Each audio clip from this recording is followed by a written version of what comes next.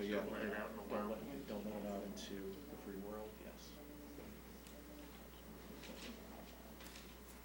Very much be active, bring up some of this.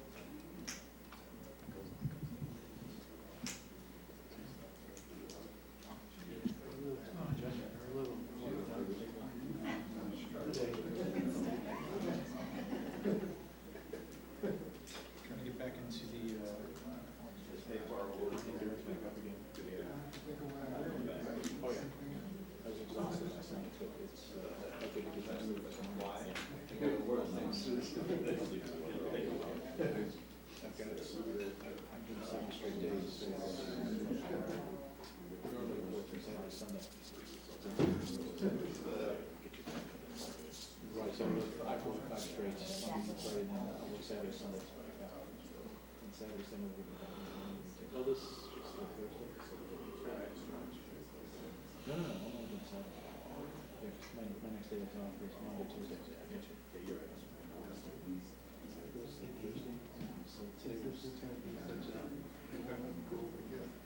You love it? I just keep it as a wide for YouTube. I'm not Wednesday through Sunday. I love it. It may be below the line, but Now, Yeah, but it's like some of the Monday through Friday shifts, it's like, you can pigeonhole them the same game stories. You know, everybody's like, they don't get any bullshit.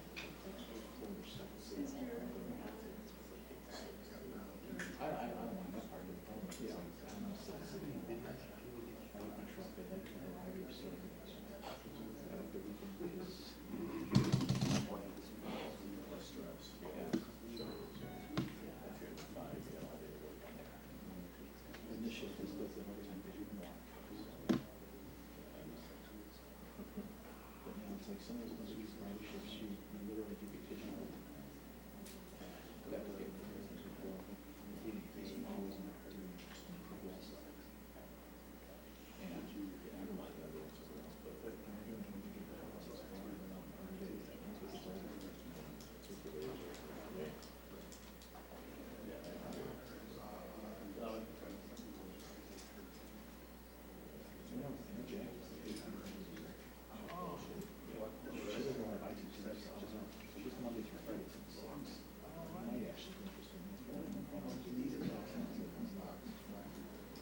Yeah, because you spend a lot of time in Houston, a lot of time in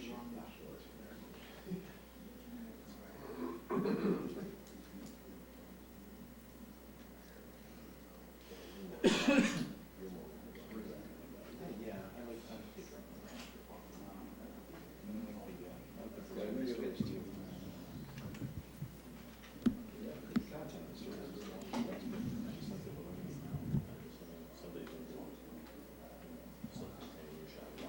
Yeah, exactly. I still sports all weekend.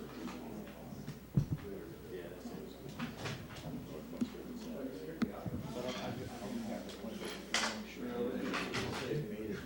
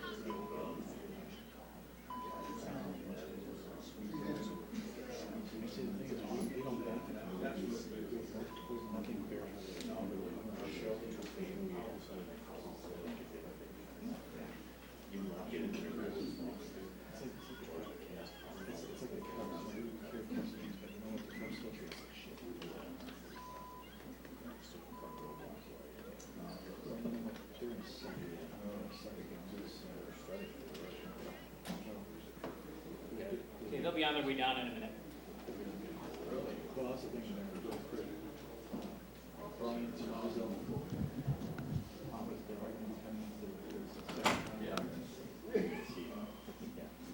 And they're all gonna fly in Bryce Harbor. Yeah. You're gonna spend, $1 billion on players now.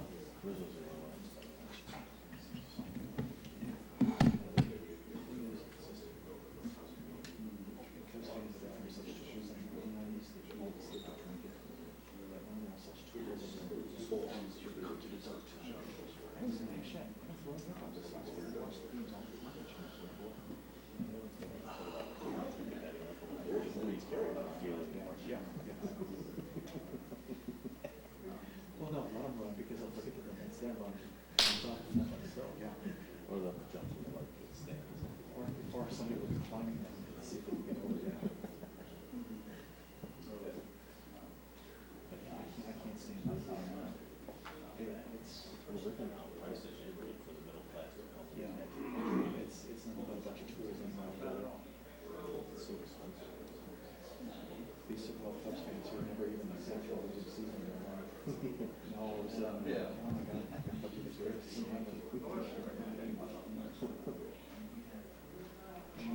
start spending money for losing products. That's why you know. Been paying to watch this. Yeah. He's walking in folks. Thank you. Okay, just a few moments, everybody set?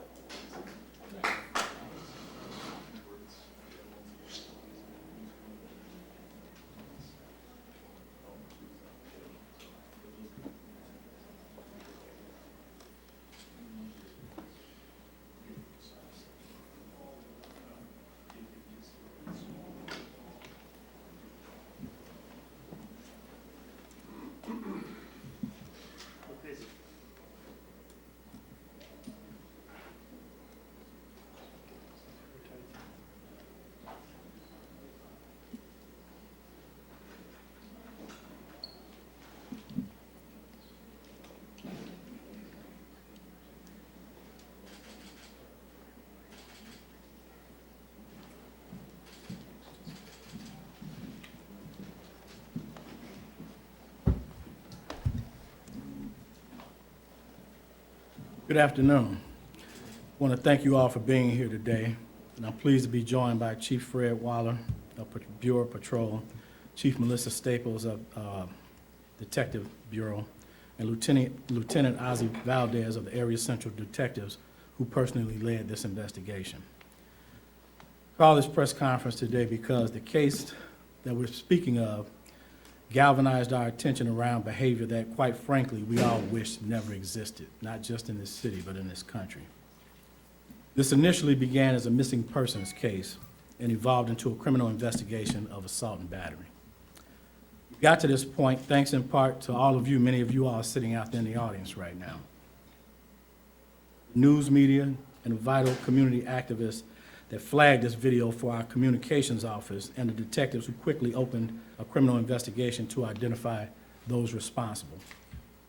This quick action happened because the hate that we all saw is an affront to who we are as Chicagoans. It stands in direct conflict to the city of broad shoulders. We all have to work together to help ensure that this type of behavior is rooted out of our communities and our city. I'm the father of 2 girls and a son, and I'm proud of them, proud of all of them.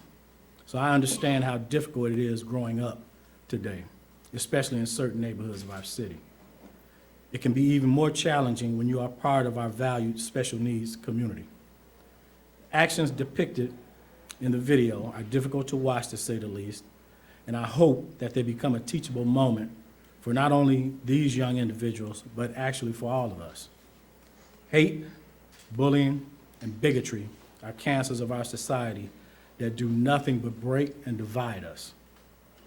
There are parts of our country right now that seem to be consumed and motivated by these malignancies. And I, for one, will do everything I can to keep these behaviors out of our city. What caught my attention about this incident was that our victim knew her attackers, and the video gave me the sense that she felt as though she was among friends. I gotta tell you, it broke my heart to see this group of young people turn on her and escalate it into what we saw, a physical assault. So before I turn it over to Lieutenant Valdez, I want to thank the families and extended families of our victim. Some of the parents of the offenders and the offenders themselves also did the right thing and brought information and individuals forward to police. So what's important about this is that we get it right and teach our future generations that there simply cannot be room for this type of divisive and hateful behavior. Now I'd like to turn it over to Lieutenant Valdez. Good afternoon. Thank you, Superintendent. Good afternoon. My name is Ozzie Valdez. I'm Lieutenant and Acting Commander of Area Central. This story is of a female young victim. It's truly a tragedy, and as the superintendent is, I am also a father of 2, and these are the type of cases really that keep you up at night. I will get into a little bit of the timeline without getting into specifics, considering the sensitivity, juveniles, and ages of both victims and offenders. So we know that the victim has some special needs, and on the 28th of July, a missing persons report was filed by the victim's father. There was no initial mention of any viral video when she was reported missing. Shortly after, our special victims unit learned of the video roughly about 2.5 hours later. This was also the time that the detectives were given a photograph of the missing girl and began canvassing several areas that are known to be frequented by the victim. The victim was found by a vigilant citizen through the help of many people, including community activists, by forwarding the video that was then viral. The citizen was found on the CTA and then taken to, the victim was found on the CTA and then taken to the 11th District. And there's, at that location is where her father and the community activists and the citizen that found her then decided she should go to the University of Chicago for medical attention. And in their interviews, the detectives learned that the victim met several juveniles who she thought were her friends. These girls then taught her how to flash gang signs, and as this was occurring, a beating began, which was captured on video. The two of the alleged offenders were charged last night with aggravated battery. One was charged with mob action. These are all felony charges, and all the videos of this incident have either been recovered or preserved. As I said, this is a tragic incident, and my heart goes out to the victim and her family. I want to thank, like the superintendent said, the Good Samaritans, the community activists, everyone who helped along to find this offender and find the victim. I also want to take this time to thank our neighborhood and media partners and all, as I said, community activists and all these who helped and put this case to closure. I want to thank the detectives especially who worked all night for over 24 hours to help put this, again, the offenders in custody and place the victim in a safe environment. Thank you. Okay, we'll take questions if you have any. Superintendent, can we have a timeline of these incidents? There's confusion in regards to, what happened first. She went missing, and then when was she attacked? Yes, he just kind of outlined that for you. Yeah, she went missing first, and when she was initially reported missing, we didn't have any idea about the video or anything like that. Is there an investigation into a sexual assault? And then also, have you seen the second video on Facebook, possibly of these suspects apologizing? Can you address those two? No, I haven't seen the one of them possibly apologizing, but it's, in terms of sexual aspect, we're not prepared to talk about that at this time. Can you talk a little bit about what maybe led to this attack? You mentioned flashing gang signs. We had heard earlier that it was because she didn't want to take part in a sex act with these girls. Yeah, there was some things going on that these young ladies wanted her to do that she didn't do. So we'll leave it at that for right now. Is aggression by young teenage women a phenomenon that is increasing? Do you see it? You know, I'm not going to say it's a phenomenon that we're seeing it increase now. We've been seeing aggression in females for quite some time now, over a several-year time frame. Superintendent, we were also told that apparently there was 5 people total that were involved in this, especially a man and an 18-year-old. Are you still looking for other attackers or suspects? So as you saw, unfortunately, in that video, yes, there was 3 that were actually involved in the beating or encouraging the beating. Obviously, there's someone that we have to identify that's videotaping and others that are encouraging. So to say 5, I wouldn't say just 5, but there's definitely more than 3 that have been placed into custody. Can you clarify that? You just said more than 3 were placed into custody? No, there are definitely more than the 3 that have been placed in custody. I'm sorry, you said what day was she reported missing? I thought you said July 28th, but you didn't, that's not right. What day was she reported missing? I'm sorry, yes, the 18th. And in the, yes, my apologies, it was July 18th, and the viral video was out on the 23rd. And what time did the actual incident take place? What day? We're not able to narrow it down to an exact time, but it was actually the 22nd, the day before. The day before the video. Correct. And you found her on the 23rd? That's correct. So is it safe to say there are other people in custody and charges against them could be coming later? Besides these 3 people? There's only 3 people Just 3 have been charged. Okay. Do you expect more charges from her? Well, the investigation is continuing, yes, so that's the hope. You know, we also received reports that apparently when she was found, she was taken home, and she didn't want to go to her house. She didn't want to be with her dad. Have you talked to the dad? Is he a suspect right now for possibly attacking this girl, or, I'm sorry, sexually assaulting this girl, his own daughter? So as I mentioned, this is a sensitive case. There's tender age, young kids involved, so I'm not going to get into any details regarding the victim's family. Counsel with that. You mentioned gang signs. Was this an initiation? Do you think the beating was part of an initiation? There's no indication of that. Is she still in the hospital? I don't want to give up any details as to where she's at. Do you know more about why it took the family so long to report her missing? That's still ongoing. Lieutenant, has DCFS been contacted in regards to this? Definitely. Have they had prior contact with the family before this? That's part of the investigation still. The offender's been charged as juveniles or adults? They went to juvie court this morning. From what you Superintendent, can I understand, ask she you, was in is there- contact with these suspects before she went missing? Do you know the relationship with them? I'm sorry, I didn't hear the entire question. The suspects, you said she thought they were her friends. Do you know how they knew each other, or had they been in contact? Did she meet them as she went missing, while she was missing, or she knew them before from some So, place? no, we know that they knew each other, and, I mean, if you think they're your friends and they do that to you, I think you would be wrong by thinking that they were your friends. Superintendent, can I ask you, is it, I don't know the legality of this, is it okay to post on social media a crime in progress? Well, you know what? Look, if you're dumb enough to post a crime on social media, then that just shows you where your head is. But in terms of, are you asking me if the social media companies Are are? they culpable? Well, you know, we continuously have conversations with them about this type of thing, and I know that they're working on their policy, so if they, because let's face it, this stuff is real time, so the social media company wouldn't know that's what they're going to post. What we want them to do, though, is when they discover things like that, to take it down immediately, because we don't want to help get thrills out of things like that,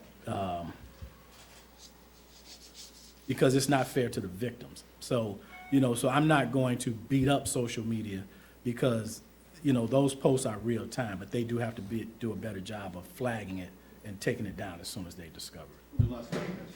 Can we ask you about your reaction to the National FOP calling on Mayor Lightfoot to apologize for her comments the other day? I didn't know the National FOP did that, but look, that's between the mayor and Fraternal Order of Police. I'm gonna stay out of that fight. You know, it's just, for all of us, we just have to work together to try to make this city safer. Where did she know the girls from? Pardon me? Where did she know the girls from? From her neighborhood. Do you believe she was with them the entire time, or she held against her will during this time, do you know? Doesn't appear, so. I heard she'd run away before. Again, this is an ongoing investigation, and 2 things. It's ongoing, and everyone involved are victims, and I don't want to get into victim statements and details of this incident. So, I'm sorry I can't answer that. Is the father cooperating? Thanks, guys. Thank you all. Thank you. Can we ask about the DePaul spot? Is there anything new on that? Do you have an update specifically where the car was found? You all don't know what last question means, do you? Say that one more time. Where, on the DePaul slashing, if there's any update on finding the suspect and where specifically was the white car found? Where was that car found? 96 in Dobson. But, so we've got the car. We've got some pretty good things in the hopper. So it's our hope that we'll bring this person in, you know, sooner than later. But again, if anybody's out there that has some information about that, please pass it forward, because as you see, this young lady's story was a group effort. It was a team effort, the city and the police department working together. So that's what we need for that particular incident also. Does anyone speak Spanish that can say something for Telemundo? Or? Yes, we'll get you, Okay. Thank you all. Thank you. Thanks, guys.